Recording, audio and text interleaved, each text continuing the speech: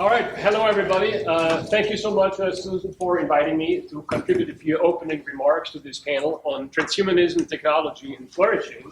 My name is Georg Theiner. I'm a professor of philosophy at Villanova University. Our panelists today are James Hughes, Executive Director of the Institute for Ethics and Emerging Technologies, Robin Hanson, economist, and he worked on brain emulation. He talked about the age of M today. Zoltan Istvan, former US presidential candidate for the Transhumanist Party, all three of them advocating for techno-progressivism or transhumanism. And our one and only Susan Schneider, director for the Center of the Future Mind, a keen observer of transhumanism, I would say. Now, what is transhumanism? You can define it as a class of philosophies of life that seek the continuation and acceleration of the evolution of intelligent life beyond its currently human form and human limitations by means of science and technology, guided by life-promoting principles and values. But the idea here is that humanity is an essentially unfinished project that stands in need of completion. By who? By us. And for taxonomic purposes, I'm going to distinguish 4 different ways in which humanity could be projected into the future. Humanity migrated is essentially a relocation project. Something like seasteading, for example. You're creating free-floating cities in the ocean, freedom islands with their own jurisdiction, space colonization, terraforming, making Mars habitable. The second project, humanity transmuted, is more closely tied to the human body. This involves body augmentation, radical life extension, alterations to the human genome. The third category, humanity incorporated, is all about the integration of the body and the machine. Things like biohacking and do-it-yourself biology, cybernetic merges, brain-computer interfaces, ingestibles, and various cognitive, affective, moral enhancement technologies. And finally, humanity digitized. That begins with immersive VR, dead bots. We're going to have a session tomorrow on this. Brain emulation, mind uploading, and maybe merging with a superintelligence. And these ideas today are much more popular than they were maybe 15, 20 years ago, because many influential people in the big tech world are embracing similar ideas. Zuckerberg's metaverse, we know, is inspired by the sci-fi novel Snow Crash. Jeff Bezos' plans for space colonization were inspired by Star Trek. Musk plans to save civilization from extinction, inspired by Asimov's Foundation series.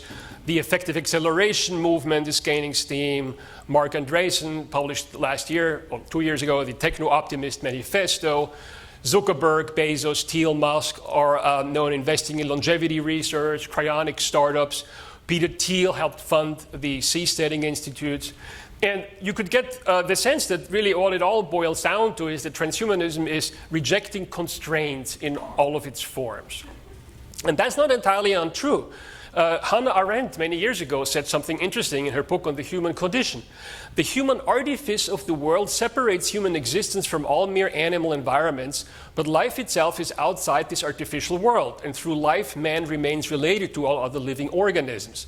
For some time now, a great many scientific endeavors have been directed toward making life also artificial, toward cutting the last tie through which even man belongs among the children of nature. This future man, whom the scientists tell us they will produce in no more than 100 years, seems to be possessed by a rebellion against human existence as it has been given, a free gift from nowhere, which he wishes to exchange, as it were, for something he has made himself. And here's my stake in this. I published a book with my colleague Alcibiades in the Palgrave series for the future of humanity. And we call our book, we barely missed the deadline, otherwise it would be on display in the other room, Technologies of the Future Self and Ethics for Transhuman Flourishing. Apart from the Foucault reference in the title, the point is that we're trying to argue, we fight against something like what we call monoculture transhumanism. We think that transhumanism can be approached from many different angles, different perspectives, and different justifications. And this may be known to scholars, but not to the wider public. And that's the project in our book. Now, if you hear transhumanism and flourishing, you say, how can those two be combined? That's a contradiction in terms. They will never work. Why? Well, as you know, flourishing is very often a code word for Aristotelian ethics, virtue ethics. Flourishing, think of a flower. If you water it, give it enough light, maybe feed it a little, then it will grow and bloom. Human beings can flourish like plants too. Now, an example of this approach is, for example, Martha Nussbaum. She talks about 10 universal human capabilities, human needs that need to be met for living a fulfilling life. That's a biologically grounded telos, a purpose of being human. And you can take that as a yardstick and consider, should we engage in that technological alteration, yes or no? If it removes an impediment to flourishing, do it. If it doesn't, don't do it, or be careful. Now, it's very clear that there's a tension between eudaimonia-based approaches and transhumanism, which I broke down in this table. Eudaimonia appeals to human nature as foundational. Transhumanism, on the other hand, rejects the quote-unquote Linnaean equation that treats humanity identical with being a specimen of Homo sapiens. Eudaimonia is about fulfilling human potential. Transhumanism is about unlocking human potential. Eudaimonia values the integrity of the human body as an end, not merely a means. Transhumanism, at least some classical transhumanism, views the human body as a fungible resource to be optimized, a kind of biocapital. For the eudaimonia, the famous saying is agere sequitur esse, action follows being. The form is first. For transhumanism, the form follows the function, right? You have to capitalize on the biological resources. So not surprisingly, transhumanists typically appeal to one of the two leading ethics of modernity, Kant and Mill. Right? For example, morphological freedom, the freedom to alter your body in any way you want, is a kind of super-Kantian autonomy generalized from the mind to the body. Super-utilitarianism is a kind of long-termist preference maximization calculus that includes the expected larger than normal gains by transhuman or post-human entities, saying in the end, in the long run, this is all going to be worth it. Now, one question I want to raise is, what exactly, though, are the will or the preferences or even the self of these trans or post-human beings? The ethics of modernity, Kant and Bentham, was obviously also erected on the foundation of the Linnaean equation hundreds of years ago. So there is a question, I think, who exactly would humanity 2.0 be? Would it be humanity migrated? Would it be humanity transmuted? Would it be humanity incorporated? Would it be humanity digitized? Or would it be none of those? Think of this as a problem of continuation, or maybe just worthy succession. Would it be us? Or would it be me?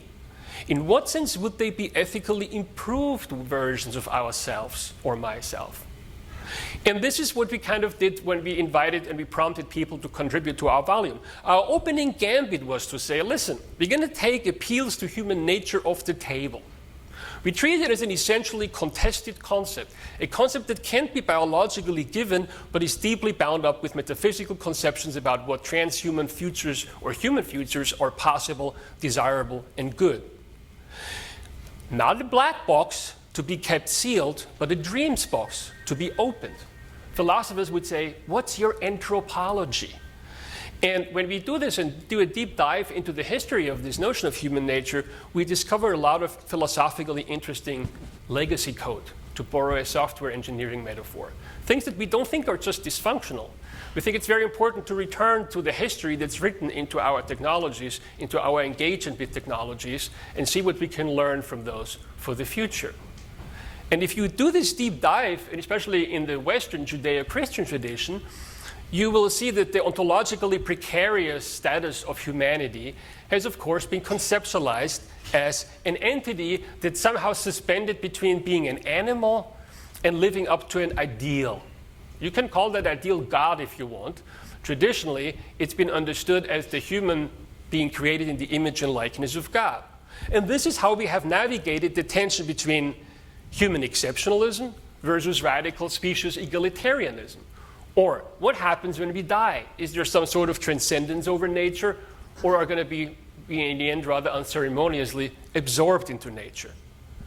And of course, if you go back in early modern philosophy, the mind-body problem really is a philosophical proxy for this very deep question about human existence. And depending on what your answer to the mind-body problem is, and we now saw a very long list of answers, you're going to have a different anthropology. You're going to see yourself continued in a different future, trans, or post-human?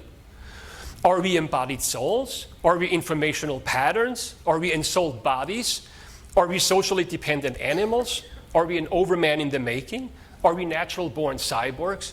Are we survival machines? And so forth. The list can be continued. We have people from various backgrounds, and you can predict what they're going to say.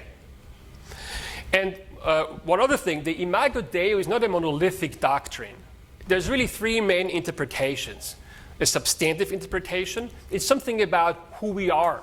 Is it maybe the human intellect or the will? This already makes a big difference on your stance. The functional conception of Imago Dei, is there a bigger purpose to what humans do? Are we the stewards of evolution? What does that mean? Does it mean that we have to preserve what's already there, or does it mean that we have to actually accelerate and improve what's already there? Makes a big difference. Precautionary, proactionary approaches. Or is it a relational conception? How we relate to people around us. Can we be fully human unless everybody around us is also treated as fully human? Going to make a difference to what your position is. So back to our book here, allow me a very short plug.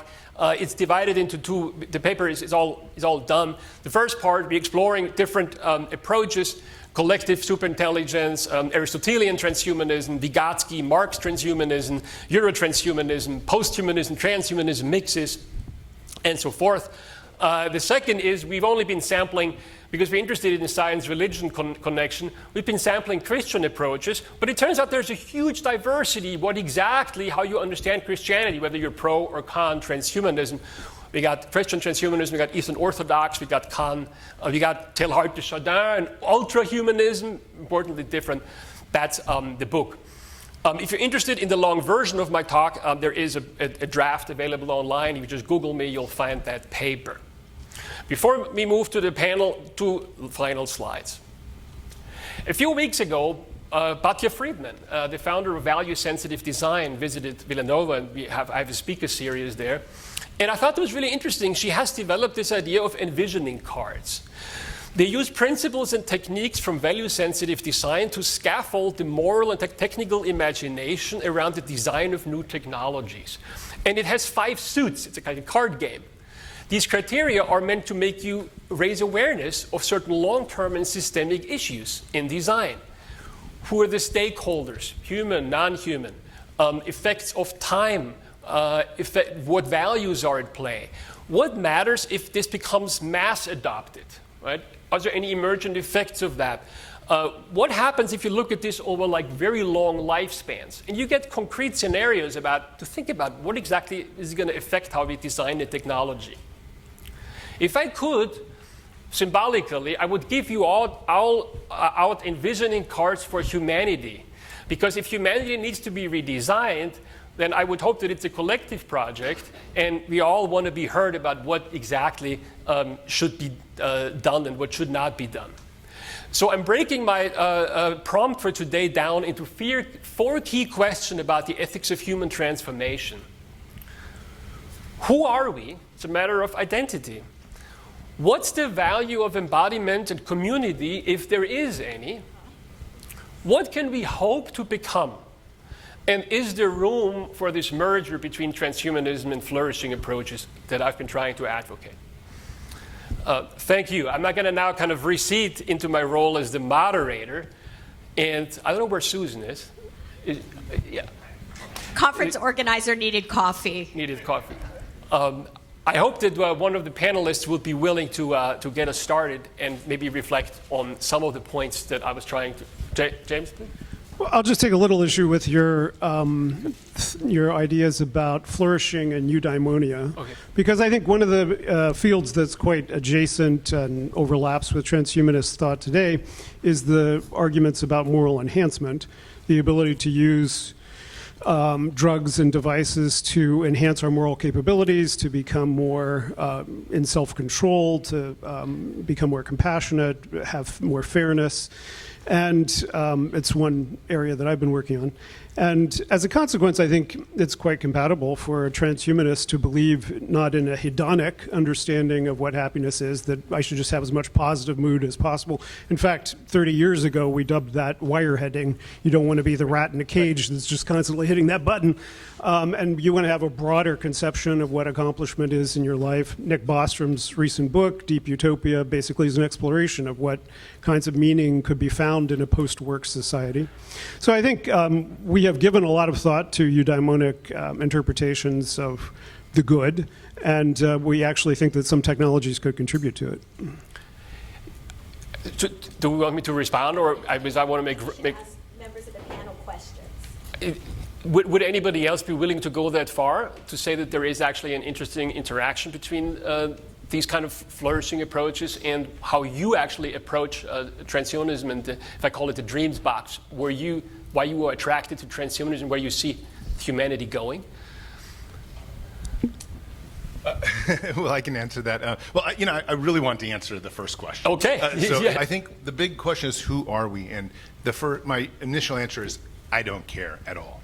A transhumanist does not care who we are. A transhumanist cares who we can become. And that's really the main thing. We're curiosity addicts. We're people that are interested. I'm not necessarily people. We're not even necessarily mammals. We're not even necessarily little bits of quantum energy or whatever. We're whatever we can become that we think is going to be valuable and likely rational to our scope of perspective sometime in the future. And that could be 1,000,000 years. That could be just 2 years from now. But it's really important, because I think a lot of people want to know who you are, what you're doing. You know, you're a biological human being right now, these kinds of things. Most transhumans already are looking outside the scope of that. They're thinking, am I going to die? I hope not. And if I don't die, what will I become? Well, hopefully I'll become something machine-like, and maybe beyond machine-like, I'll become something quantum-like, and will marriage exist in those kinds of circumstances? Almost certainly not. Will having children matter? Probably not whatsoever. So when you talk about what the human being is and how transhumanists like to envision it, it's something that's really outside the scope of almost everything that you might be studying at this university or anything that you might even be reading today on the internet. We want to become something dramatically different, something that, is almost like crossing the oceans, thousands of years ago to go to new land. We see something that we don't know about, but we want to go there. May I respond to that? Sure. So I think the transhumanist vision is so fascinating, but it seems very vexing to me as a philosopher, because if we want to know what we can do in terms of brain augmentation, then we need to understand the scope and limits of what we can become, which means asking what we are. So we need to inquire into the practical aspects of that with respect to the brain, but we also need to ask about the nature of the self and understand whether the self is such a thing that can survive brain augmentation, right? And that's where we have to get into issues of the nature of the person, these classic questions in philosophy, for example. No, I fully agree with that. Obviously, I'm being the techno-optimist right now, just giving you the greater vision. And I really just wanted to point out something about this panel, which is that you're studying the day-to-day stuff of what transhumanism is, but really, it's a very far-fetched vision. And we are people that are dreamers. And like I said, curiosity addicts. So that's kind of at the very core, perhaps the nucleus of what it is to have the transhuman vision. Beyond that, of course, is people like Susan who actually ground us and say, well, what can we do and who can we become? I don't think anybody's ever called me grounded, but I appreciate that, Zoltan. What do you think, Robin? After listening to this, I'm not so sure I'm a transhumanist. Oh my God. Let me explain.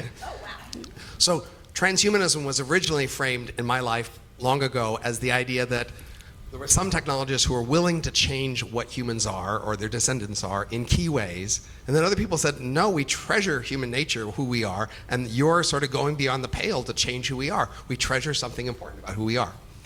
And I now more get that concern or that treasuring of who we are, but I'm less about technology, and I've come to realize that culture, the familiar culture that changes over time can change us as radically as technology could, and has been changing us as radically as technology could. So if you're scared of what transhumanists might do to human nature, you should just be scared of how cultural evolution could be changing who humans are, because it is and has. We are really quite different humans than we were 500 years ago.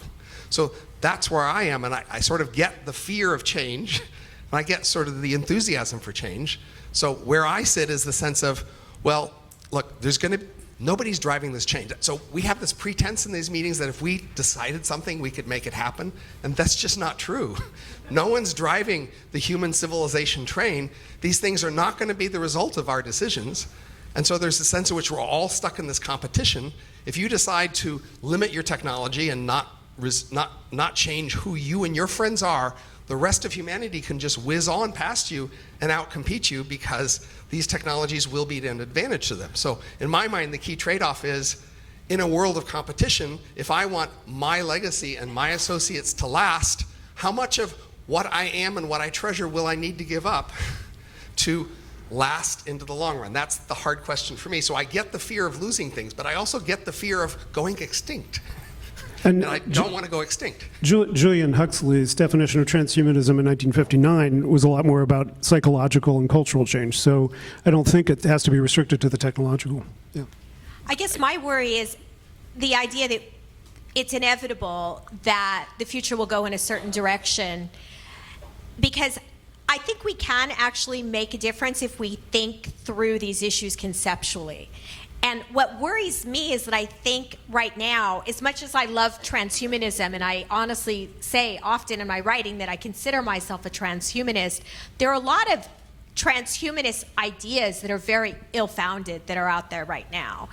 And I worry that it's actually disingenuous to the public for us to be making claims about us needing to keep up, or else we'll not be able to, have a good future. Because to me, it's like, well, wait a second, let's think about the quality of these ideas that are out there. So example one, and I'll keep it quick because I know this is a panel, but brain augmentation, right? Can we really upload the brain onto the cloud?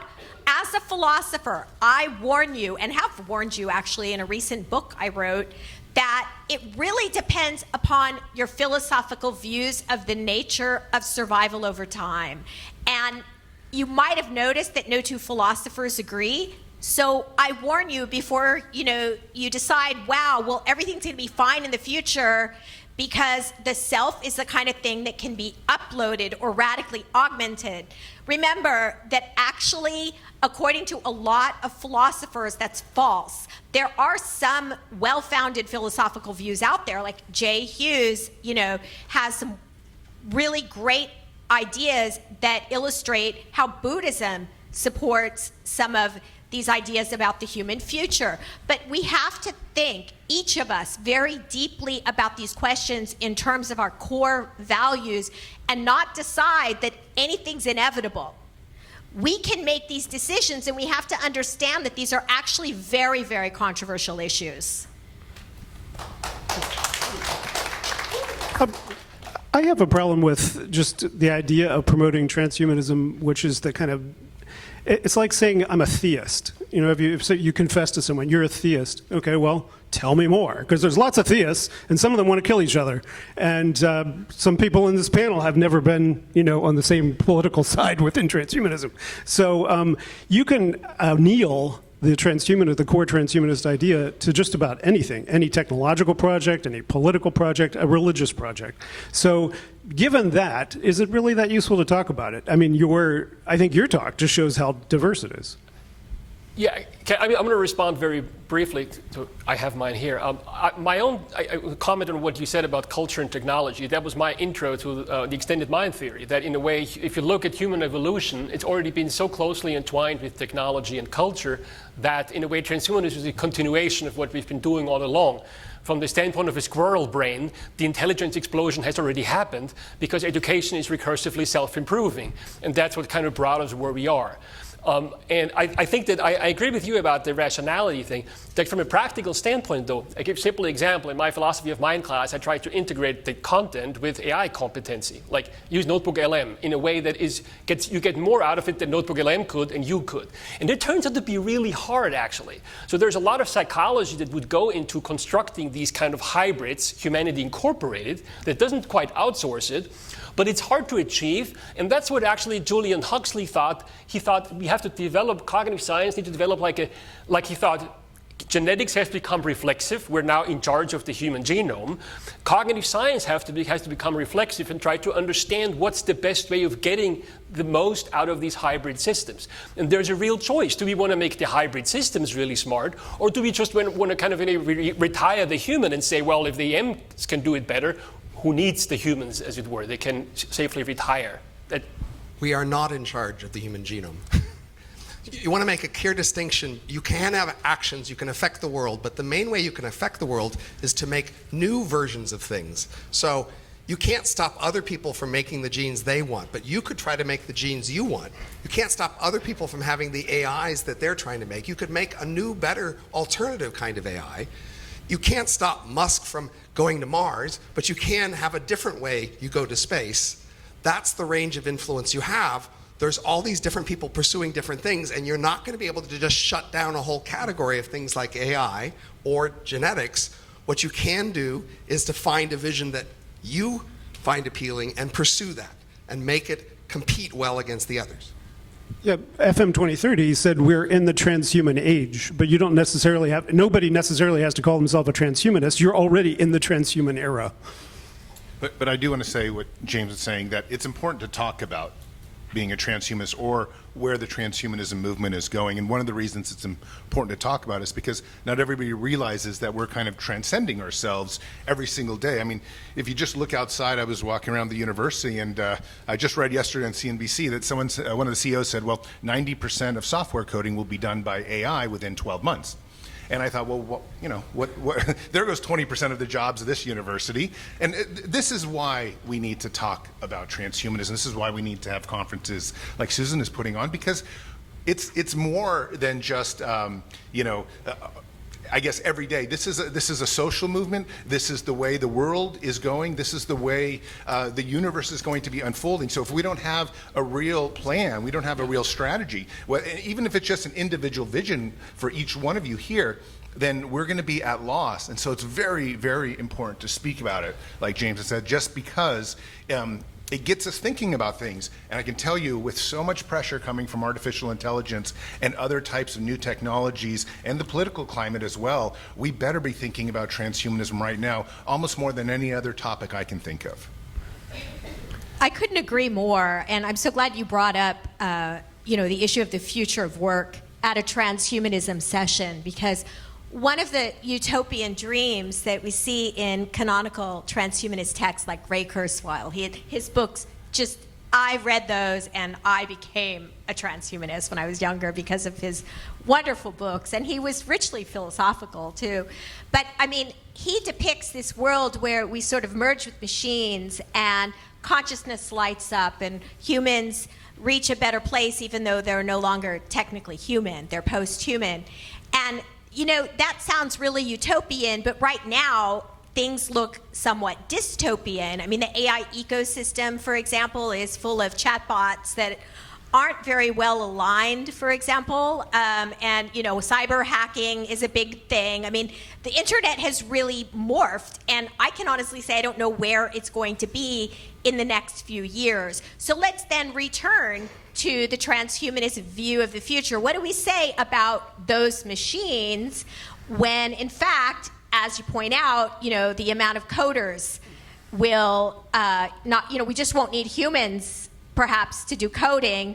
So how do we relate to these machines? Do we want to say that they're leading us to a utopia, or as a transhumanist group, or people here at least who are interested in transhumanism, do you want to change transhumanism to reflect some of these harsher realities of the real world?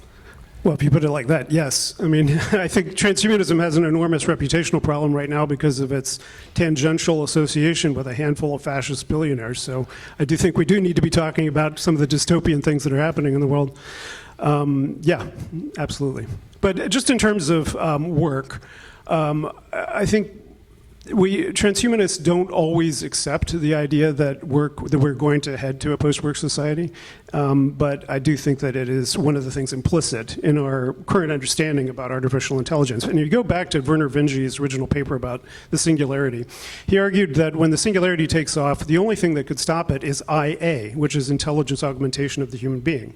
So if you believe that we're facing a workless future and that that's a bad thing, and that human beings should be prepared, one of the ways to be prepared is to be as intelligent as possible so that we can ride that horse. The future will be big. It will have many things in it. And a key choice that you and your friends have is, are you going to be in the center of that future or off on the side? Like when the Industrial Revolution came, there were a lot of rich aristocrats in the rural areas who just sat in their mansions and missed the whole thing because they didn't respect that thing and they didn't want to be a part of it. So if there's a huge world of M's or AIs, you could just live on the side in retirement and enjoy your wealth and watch the whole display. That's one future you can have. Or you could want to be in the middle of this future, in which case your descendants will need to be working. Your descendants not working is your descendants being on the side, not being in the center of this new world. So the M scenario I described is where some of your descendants are in the middle of that world, making it happen and getting a lot of the resources and being in the center of activity. But you don't have to be in the middle. You could decide you've had enough. You just want to watch the future and be on the side. And that, I guess, can be a transhumanist future. But this is a key question. Are you ambitious for being in the middle of the future, driving it, making the key choices and being there with the details, in which case you will want your descendants to have the capacity to that. You'll want to be augmented, you'll want to be emulated, you'll want to have AIs be your descendants, something. You'll be hoping that the center of this world is coming from you more rather than you're just sitting on the side. Sorry. Well, I want to say this problem of AI becoming so sophisticated that maybe us transhumanists are actually going to be put in the background. That does present a new dilemma to me. And I also want to say to James that some of those billionaires are my friends. They are not necessarily fascists. So they are actually helping to push us forward to this future. But that doesn't mean the future is going to go exactly the way we want. And it also doesn't mean that everyone's going to make it into it the proper way. Something that I'm against. I would like to see everyone in this room and everyone in the world embrace a transhumanist future and have a much better life and have something that's truly utopian. And to do so, I think we're going to have to address the 800-pound gorilla in the room, which is AI these days. It's gone too fast, and if we let it go too fast, the whole transhumanism movement is going to be a failure. And I'll speak of that at length tomorrow, so I won't go too much into it today. But we must somehow either merge with it or stop it so that human capabilities and augmentation can catch up to a point when we can actually take those kinds of artificial intelligence powers and imbue them into ourselves so that we are essentially that AI moving forward. Right now, that is not happening. We are getting left behind, and it is scary for the whole transhumanism movement because I see the transhumanism movement falling behind in the dust. I would like to ask, I want to open it up to the audience too. One question that actually connects to a question that somebody had in the last session. When we're thinking about creating artificially conscious AI, things will likely go wrong in the beginning, right? There will be kind of losses, but that's in a way the argument you could make it, that's worth it in the long run. Experimentation has to be kind of encouraged. And there is a similar debate within transhumanism because all of these four humanity kind of paths that I've outlined, things will probably go wrong in the beginning, right? I mean, the first people colonizing Mars, right, they will face some sort of stiff problems. And there is a debate, for example, some people are saying, well, the ethical review boards would never allow this kind of experimentation, even if people volunteered to do it. Is that something that we should be considering? Because it's kind of, you could say, oh, it's kind of a collective learning experience, or should we find ways of then kind of starting to subsidize the people who are willing to kind of engage in that sort of stuff? Or should we say that should not be done actually? Or because that's about the precautionary versus proactionary stance about how to kind of develop these technologies. I wonder if anybody would want to chime in on this. The underlying assumptions of all of this seems to be that there is some selection pressure and that it matters the global activity and that there's some semblance of common values.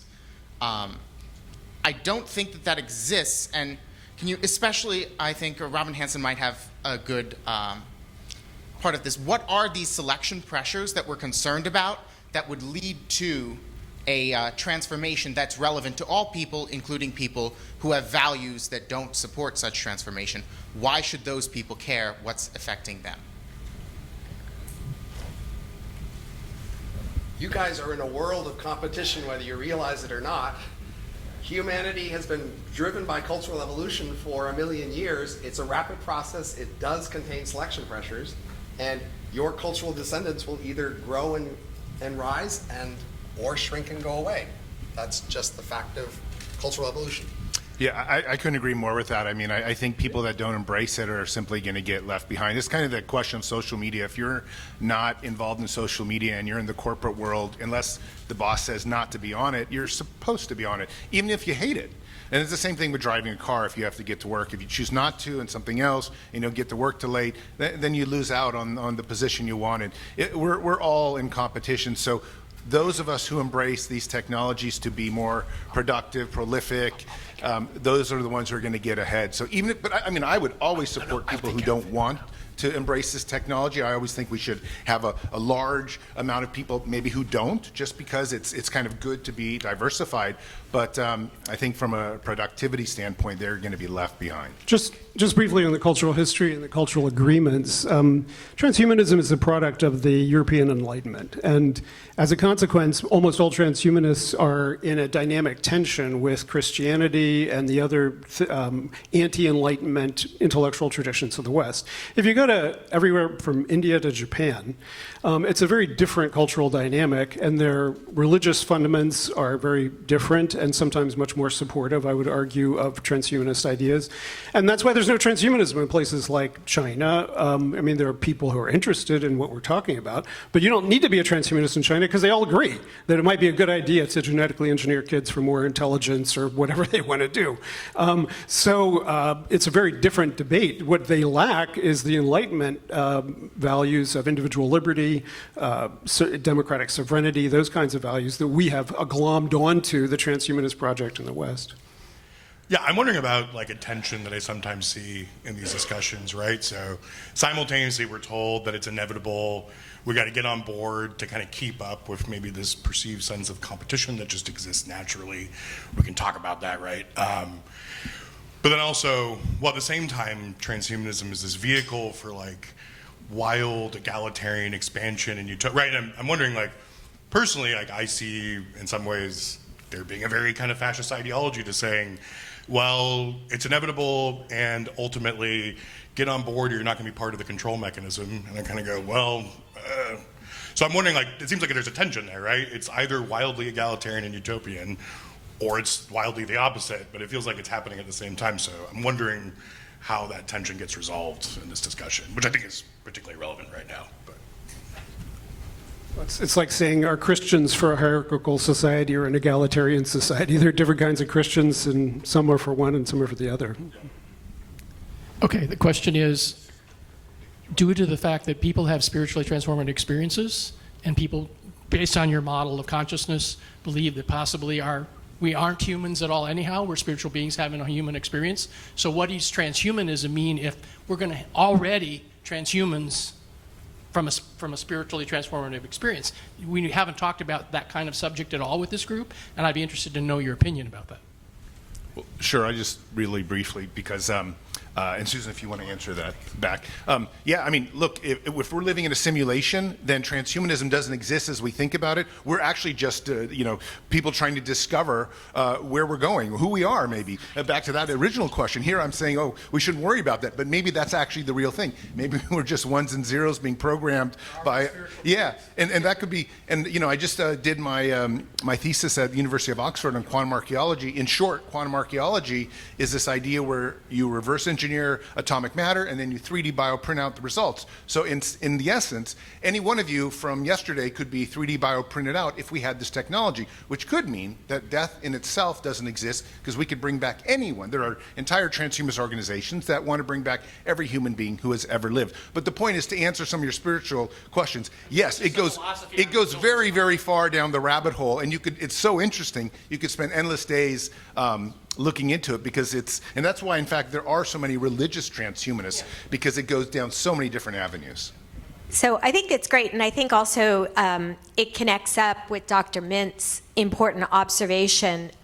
So you can see the diversity of views just on this panel, and really passionate views too, that are, projects that people have had for many, many years. And so I think we need to set up institutions, governments, that see the role of the public sphere as very important, and have dialogues where none of us are able to make a decision for the rest of the country or the rest of humanity, and none of us have really the right to tell other people that the future we want is inevitable. We have to really cultivate respect, because as you note, your views about what the human person is tie with your views of, maybe your spirituality, and you may see the possibility of transcending the death of your body, which of course a transhumanist should respect. A lot of them are advocating for uploading, which is a way of transcending death. Isn't that interesting? And I think it calls to our attention how speculative all of our views are. We're all speculative here, and we all need to treat each other on equal footing and see ourselves as humble in the future of all these technological innovations that we don't necessarily have control over, but see ourselves as, individuals and groups that need to get in on the public dialogue, and as a group shape something that protects everybody. Because what we certainly don't want is a future in which only a few people benefit to the exclusion of other people. We want to respect our neighbors. We want to respect our neighbors across the globe as well. So I think it's very important to have dialogues like these, and that's why I'm just incredibly grateful to these speakers and to George for moderating and for his wonderful talk today. It's not all speculative. Not only could you vote for a candidate for president, but I am a Cryonics customer, and because I believe the world will eventually have uploads, and that my mind is just in the structure of my brain, I think that when my brain is frozen and then scanned later, I will revive again to join the world of uploads. So this is a concrete thing many of us transhumanists can do that reflect our particular beliefs about the future. It's not all abstraction. And it didn't just start. When we mastered fire, that was what allowed us to eat enough protein so that our cortex could grow, and we've been co-evolving with our technology ever since. The idea that this just started yesterday, this sudden technological change in the human condition, we are not the humans that we were. We have already transformed ourselves. My question is kind of related to what he said in a way. In a world where we're able to upload and sort of gain this immortality where, and again, with competition, we might see a world where we're carrying on as this immortal being uploaded to a cloud or whatever, and then the humans that are left behind, as you said before, kind of just get selected out, and so there are no more humans. How is that fair to new consciousness? So I feel very lucky that I'm a person that was able to evolve from a very small cell and gain consciousness and be here to experience this beautiful planet. Wouldn't that mean that there are no more, at least here on Earth, like that there would be no more new conscious that would be able to experience this in the way that we have traditionally been experiencing it? I'll just say my answer is that being human is a social category that you choose to affiliate with or not. There are already people who don't, and I think there'll be very different people in the future who will. You exist, but there's a billion zillion other creatures that could have existed instead of you and didn't, and that wasn't fair to them. Fairness is a concept you have. If you want the future to embody your concepts of fairness, you'll have to exist, persist, and thrive in the future in order for the future to represent your concepts of fairness. Fairness doesn't just automatically happen. We have to be there and create it. I do think, though, that we have to do some serious science and philosophy on the issue of machine consciousness, because one dystopia that I worry about in my book, Artificial You, is that many of us turn out to be wrong about whether machine consciousness is possible. And, you know, in the meantime, our chat bots are happy to tell us that they're conscious, right? And so we think, oh, well, whatever replaces us in the future will have, you know, experience. It will feel a certain way to be in. It kind of makes the idea of replacement of human by machine palatable. But remember, that is a speculative philosophical issue, whether machines are in fact conscious. In fact, we need to do a lot more research on the question and also have a lot more philosophical dialogue. And I want to say that, you know, going beyond, Susan, maybe in 100 years, we're going to have machine consciousness giving birth to trillions upon trillions upon trillions upon trillions of new types of consciousnesses too. And that is something that humans' effort, you know, in the last 500,000 years and today have really prompted. And so, you know, it's what Mr. Hanson said, it's kind of like there always is going to be a trillion possibilities out there, and it's really just which direction we go and trying to keep it fair along the way. But I assure you that even here in 5-10 years, the amount of AI consciousness that we're going to have out there is going to completely be something so dramatic for the human race, and how we interpret it, how we see it, and whether we think it's real or not, it's just going to blow us all away. But I don't think we're ever going to be probably complaining for a lack of this type of innovation. It's always going to keep us on our toes and be something like, wow, there's more consciousness out there than we ever thought possible, just because AIs can definitely create it for themselves. But why do you think that it'll be conscious, these AIs? I agree that AI will outthink us, but why do you actually think it will have a felt quality to its experience? Well, I think to begin with, if something believes it is conscious, then that in itself at least constitutes for me somewhat of a real belief in it. Now, I'm not saying it just something stupid and a machine just says, oh, look, Susan, I'm totally conscious. But I think something that can arguably show it and then maybe kick it and says, hey, that hurt me. Or you hurt it and you say, you know, I wanted to do more of that in my life or whatever. Something that represents human values. If it starts doing that to such a degree where I feel empathy for it, then I'm going to say, well, at least it seems conscious to me. Now, I know that in the next 10 years, it's going to go way beyond that. I mean, if you know, just going to what the NVIDIA CEO said, you know, the processing power of ChatGPT is 100 times more than it was 2.5 years ago. And that's incredible. So now if we just go out 2.5 years and go 100 times what it is now, and then 100 times, and by the time we get to a 10-year window, wow, I mean, we're talking about something that is probably way beyond our brain at this point.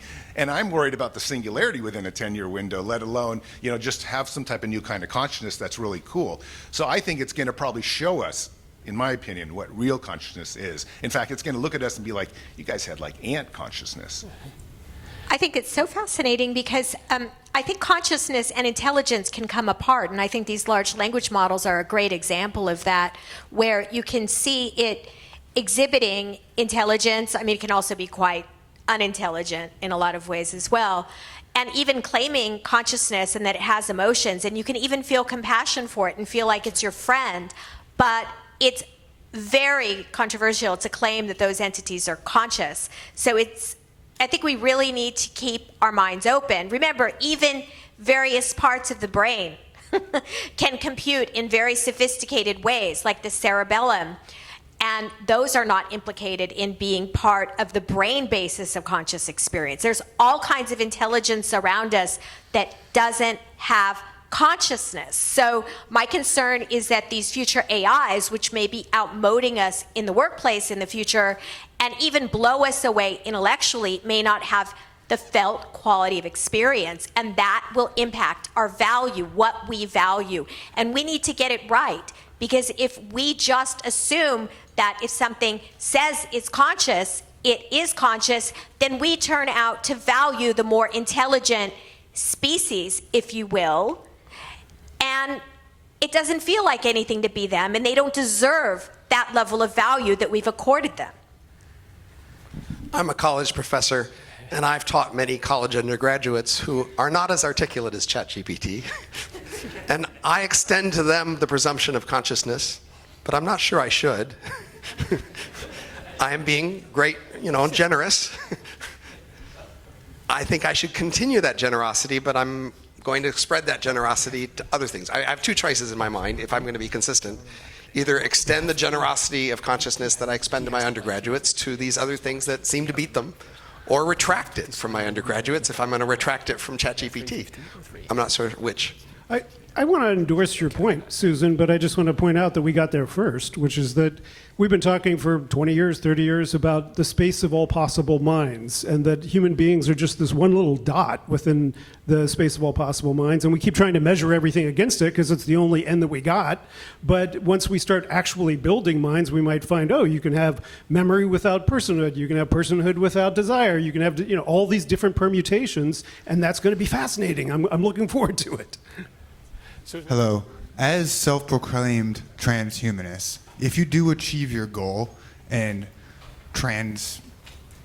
go above human level and leave humanity behind, what would you say to the last human? Leaving humanity behind is not the goal, but that's I would tell the last person alive the same thing I tell myself every time I wake up, which is don't die. Try to find a way to live indefinitely, which has kind of become probably the biggest movement of transhumanism right now, which is finding a way to overcome biological death. I love that. I would say the same thing, except I would say because you might be the only sentient intelligence left. What would you say to yourself at the last moment you were a child before you became an adult? Okay, sorry. I'll answer yours directly and then ask mine too. So I guess to my 17 and 364th day self, so the absolute last moment, I would say buckle up. Secondly, I think I wanted to ask because I guess I'm obviously not as expert as you guys. You guys are probably a bit firmer in your conviction about transhumanism than I am about mine as humanism. So I guess it's kind of a softer stance. I'm open to changing it, definitely. But I guess having thought about it, isn't the whole everything kind of converging on humanism, including not transhumanist people, but humanistic AI? If you, because I feel like transhumanism kind of has a pessimistic core to it, which is that a human life in its full capacity is not sufficient. And it's kind of funny, you mentioned culture versus, culture versus influence by technology. I think at its worst, culture is a thing that is passively consumed. But at its best, it's kind of the magnum opus of humanity, right? Our natural state in nature is not what humanism is supposed to be.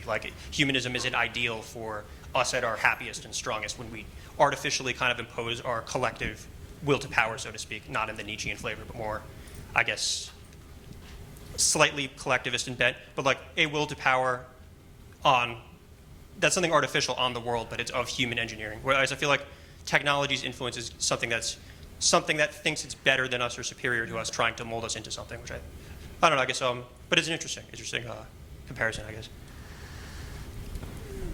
I don't accept that transhumanism sees the human condition in a negative way. Transhumanism says, look around, everybody's trying to live another day, and because they believe life is good. And if we could live another day, and we added 30 years of life expectancy in the last century, if we could add another 30 years, why would that be leaving humanity behind or casting aspersions on short-lived people? In the same way, we try to prevent disease and disability in our kids, in our society. Why would it be bad for us to have more abilities, to be able to run faster, to be able to fly, or to be able to swim with gills? All of these are just extensions of human capacity. They're not necessarily a condemnation of the human condition. They're just saying this is the direction that things are going, and it could be good if we do it the right way. Well, I think in answer to that, I guess, just to follow up if there is time. I think it's always about trade-offs, and the more you lean on making things easier for ourselves by removing struggle, the more you dial down the most human capacity, which is like our empathy and There will understanding. always be struggles. You know, the heat death of the universe is still out there. That's why I never talk about immortality. The heat death of the universe is something I don't know what to do about. So, you know, live as long as you want, dude, but it's still coming, the heat death of the universe. I think our descendants for a long time will call themselves human, even if you wouldn't call them human. And here's an interesting analogy. There's this Star Trek hypothetical, like the Star Trek transporter. And in philosophy classes, they like to discuss this hypothetical. If you got into the transporter, would the thing that came out be you? And after an hour-long discussion, usually it's 50-50 split in the class, would it be me or not? Then you ask them the same question another way. You just got out of the transporter. Is the thing that went into the transporter you? And everybody thinks that was them. Looking backward, we're more likely to embrace where we come from as us. Looking forward, we're less sure if the thing we might turn into is us. So that's why I feel more confident. You're not sure these post-humans are human. I think they will be sure that they are human. They will look back and see the continuity with you and see themselves as just an extension of you. And maybe that's a good thing to end the panel on this confident note. Thank you, Susan, for organizing it. Thank you for the transhumanists for being part of us today. Much appreciated. Thank you for moderating and for your wonderful presentation. Thank you. Yeah, thanks everybody.